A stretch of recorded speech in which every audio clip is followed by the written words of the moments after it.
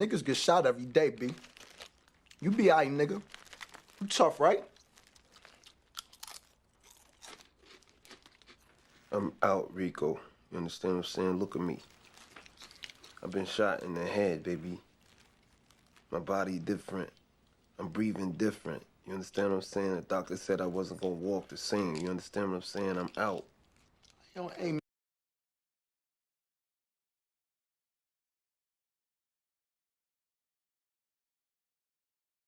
Now, why did you kill Richard?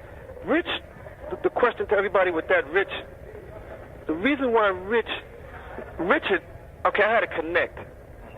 I had a young Dominican connect off of Broadway, and, you know, he wasn't really in position at the time when I was really dealing with him to really front me crazy. You know, he would front me one or two, but he wasn't really in a position where, you know, we wanted him to front us like, you know, 50, 60, 100 keys.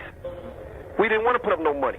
We want you to front us, and we'll pay you when we, you know, get the drugs. Or if we got 100 from you, we'll put up some of the money and we'll pay you the rest. You know what I mean? Right. Well, we don't have to go in the stash for our money. So my connect wasn't in position at the time like that, and Richard was dealing with his connect that he met when he did that year in prison. He met a connect when he did that year in the Bronx house. Okay.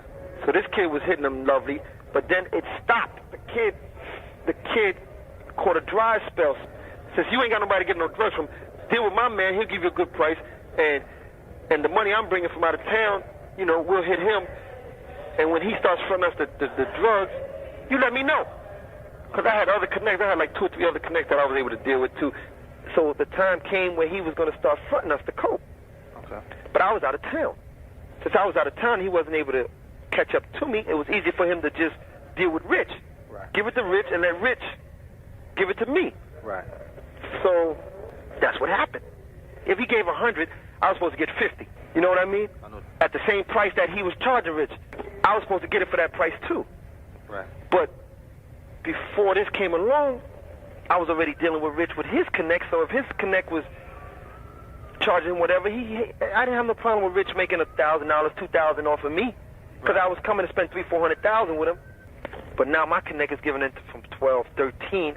My original connect is giving it for 12, 13, and I'm supposed to get half of that at that price. But Rich got me thinking that the coke that I'm getting from him is still coming from his connect. So then I wound up bumping into my connect because I wound up staying up there a couple of days, and I wound up running into my connect. Okay. So I bump into him. So I said, yo, what's up, man? I said, yo, what's up, man? When are you going to start, you know, looking out for a brother, man? Okay. He was like, what you talking about, Pope? I said, man, you know what the hell I'm talking about. When you going to start fronting us this and that? And he had a lot of respect for me. I had a lot of respect for him. And so I said, yo, so he was like, yo, what are you talking about? I just gave Rich like 60 joints. This time he had just gave Rich like 60 bricks. Okay. And 30 of those bricks were mine. Okay. So I'm saying, no, you didn't. You didn't. Rich got coke from his man. He said, man, Pope, I'm telling you, man. I said, oh, yeah? I said, yeah, all right, man. And he described them. And I remember I had just got these like round joints from Rich that were real good. And I think they had like Reagan or somebody on them. Okay. They were real good, man. And he described them to me and everything. Okay. So I said, yo, all right. I said, yo, we never had this conversation, man. So I didn't really say much about it. I just had in my mind like, damn, Rich getting over on me like that. So I didn't say nothing to him the first time. So I went back down to D.C. to get rid of my bricks and all that. And I had developed a relationship with a dude that just started off as one of my customers. Me and him had built a relationship where we became like real tight, like me and Rich in New York. This kid was me and Rich in D.C. Okay. What was his name? His name was Gary. Gary. Yeah, little Gary. Is that the one that they say got his dick cut off? Yeah, that's the one they say got his dick cut off, yeah. Was that a situation from you? Yeah. That was? I wound up killing little Gary later on. This kid was good. He was probably about 3 years younger than me. He was a murderer, too. He was about his murder game. Okay. This was my little man, so I went back down to D.C., man, and I told my little man, I said, yo, man, this dude Rich up in New York, man. And he knew Rich from me bringing him to New York because we used to do the firework thing in New York. Okay. Every 4th of July, I used to spend like $10,000, $15,000 with these guineas downtown and get me like a a truck full of fireworks and come back to my neighborhood and blow it all up and all that. Okay. Around 105th Street, and this time I did it around 102nd Street with Rich and all that, and I brought my little man, because they never seen nothing like that being in D.C. They couldn't really do stuff like that, so I brought him to New York to show him how we live up there and all that. Okay. So he wanted me and Rich in that process and all that. So this day I went back to D.C. I said, yo, man, this dude here, man, I just found out this dude is jerking me, man. He's like, what are you talking about, Paul? I said, man, this dude getting these bricks from my man. I'm supposed to get half at this price, and he charging me this price because I'm thinking it's still coming from his connect. And the first thing come out, he's my man, let's kill him, man. I was like, nah, just hold up for me. Let me think about this thing. So I wound up calling Rich. I said, yo, Rich, everything all right? Your man back on? So I'm just checking. I said, your man back on? He said, oh yeah, my man just gave me some more joints. You coming up? I said, yeah, I'll be there. Okay. I said, all right. I told my little man, I said, yo, we going to New York, man, and we gonna go see Rich. No, first I went to New York. I took care of my business with him. I spent about $500,000 with him, and got my bricks and all that. And I think he was also getting bricks from like Fritz and them. I don't know if you ever heard of the kid Fritz. Yeah, I heard of Fritz. Yeah, Fritz was getting boatloads of that stuff. I wound up taking it back to D.C. So I'm still not saying nothing. So I'm saying my little man, I said, yo, man, that's it, man. I'm going to go back to New York. I said, yo, I'm going to ask Rich. I'm going to step to him because I'm really like just fed up with it now. I said, yo, I'm going to ask Rich who he got that coke from. This last thing I got, who he getting this coke from. And if he lied to me again, that's it, it's over. Okay. I'm taking him out. So now I told my little man this, I'm saying, yo, you come.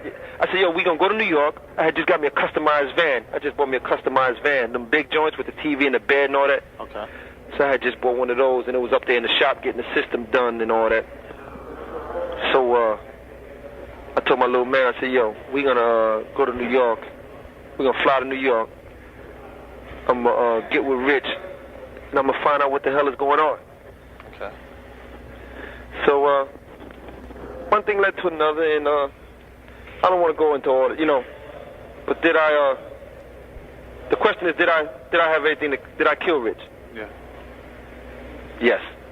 Yeah. Yes, sir. Yes, sir. I killed Rich.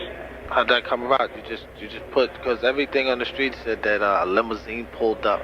Huh? A limousine pulled up and put Richard in the car or something like that. That's what they said? Yeah. No. That's when that didn't happen. That's for them to see later on, Antoine. That didn't happen, Antoine. Okay. That didn't happen. But I know the thing is, did I kill Rich? And yes, I killed Rich. Why did I kill him? It wasn't personal. It was business. I'm gonna tell you this, because Rich, like I told you, like the story I do with the connect and all that. Rich, he was lying to me about something that there was no reason to lie to me about, and in my mind, it just told me that if this little bit of money can come between what I thought was a wonderful relationship and a friendship, then no telling what you might sell me down the line for. And I gave him the opportunity to tell me the truth, not once but twice. So when I already came with the plan with my little man, and like, yo, if he lied to me, we just gonna do what we need to do. Then that's what happened. Did I kill the little brother? No, I didn't. That was, you know who that was, right? Right. You know who that was? Right. They said it was Preacher. No, they didn't. That's who it was. They got right. Not just Preacher, but Richard's uncle Apple. Right. They did that. And what made it seem like I had something to do with it is because where I left Richard, the boy's body was found almost in that same whole City Island area. Now, they said you carried the body all the way from Harlem to City Island? Yeah. You wasn't afraid? No. I mean, once that first murder, once you take care of that first murder in your life, it's like really, and not that this is a good thing that I'm saying, but once you do it once, it's like everything else is. No, I wasn't afraid. No, the answer to that, no, I wasn't afraid. I mean, I was doing what I had to do, Antoine. Okay. Definitely got killed in that area, and his body was definitely taken up to around City Island. Okay. He got hit twice. It was just a, yeah, he felt something, man, because I'll tell you this, his hand was on the doorknob. I had to pry his hand from the doorknob because it locked on the doorknob. Locked on the doorknob? Yeah, he was trying to get up out of there. They also said that he scratched your neck. That's a false. He never scratched. Richard, first of all, Richard never seen it coming, really. He couldn't have scratched my neck because I was the driver, and my little man took care of everything else. And he didn't scratch me. How I got my neck scratched, and it's not Dave said it. I believe AZ said my neck. Right, AZ said it. Yeah, I believe AZ said my neck. Hold on. Richard didn't scratch my neck. Richard never even seen it coming. Richard never even laid a hand on me. He never knew what was happening.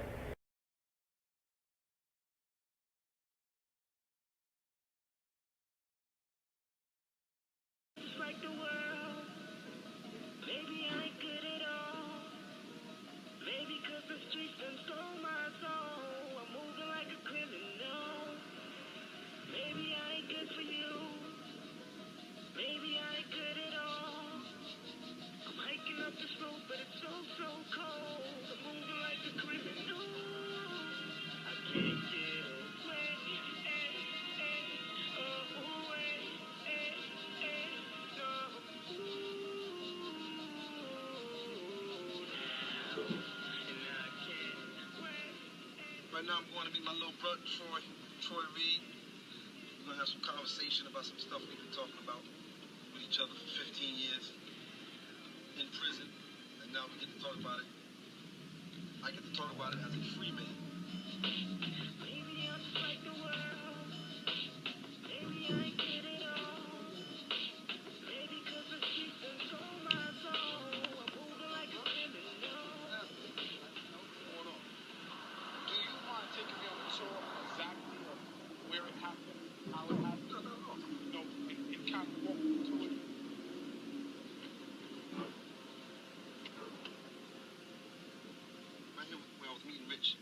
That night, and I pulled up right here.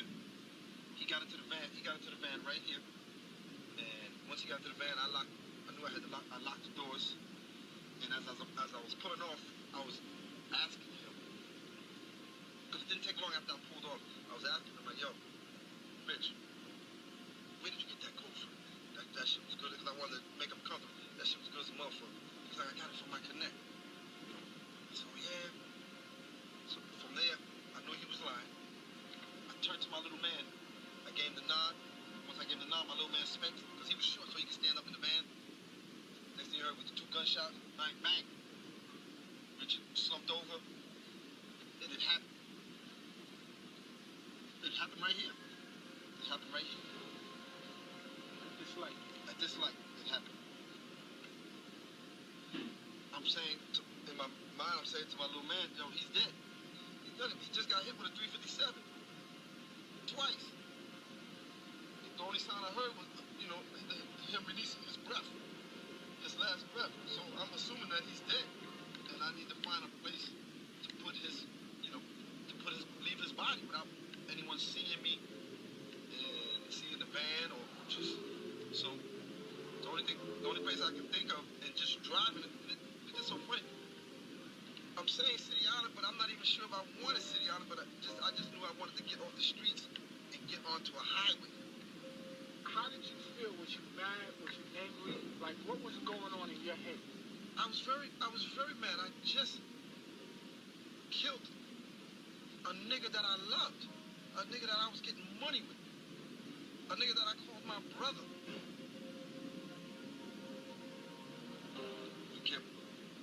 We kept driving this way. And until I could find a remote spot to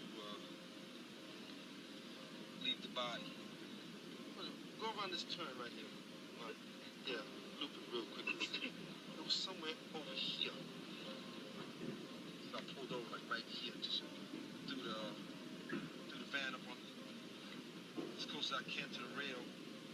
Once I pulled over, my little man, Gary's probably like 5'3", 1 something. So I'm trying to stay behind this. I'm trying to stay behind the steering wheel. I'm trying to stay in the driver's seat in case we gotta pull off, and have him go dump the body. But when he went to go try to dump, get Rich out the car, he couldn't pick him up.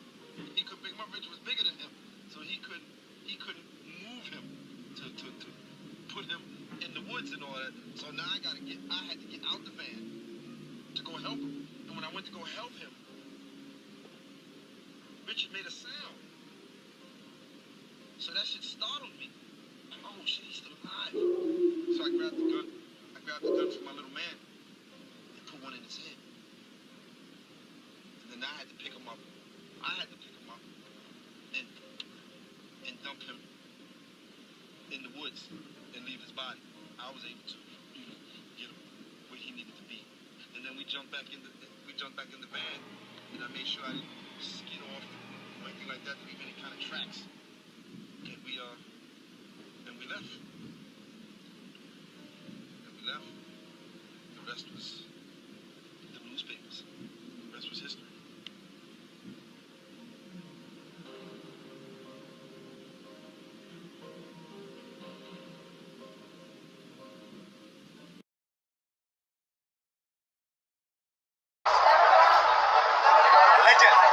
Legend himself is in the building. Oh, I love that movie. Number one. Yes. Alpo Martinez. Harlem World is in the building. Harlem. Not for Harlem. All right. East side. West side. So guys, tell me something about the show. Love to me. Love. Always knock it out of the park. Yes, always. So we know when Harlem was coming up, when fashion was it. Guys would get the pieces made. So do you think it's comparable to what you wear now? Yes, for sure. Styles is important. Yeah. He's one of the fly guys. I like his style, yes. Very much so. And how long have you guys known each other? Forever. This is a man who's elusive. This is like, when you say Dapper Dan, this is the undergoing designer behind Dapper Dan. Wow. When I say designer behind Dapper Dan, Dapper Dan took those years, and now he's doing his own thing. And he collaborated a lot. He helped me a lot. This man right here is my brother. So he's the legend right here.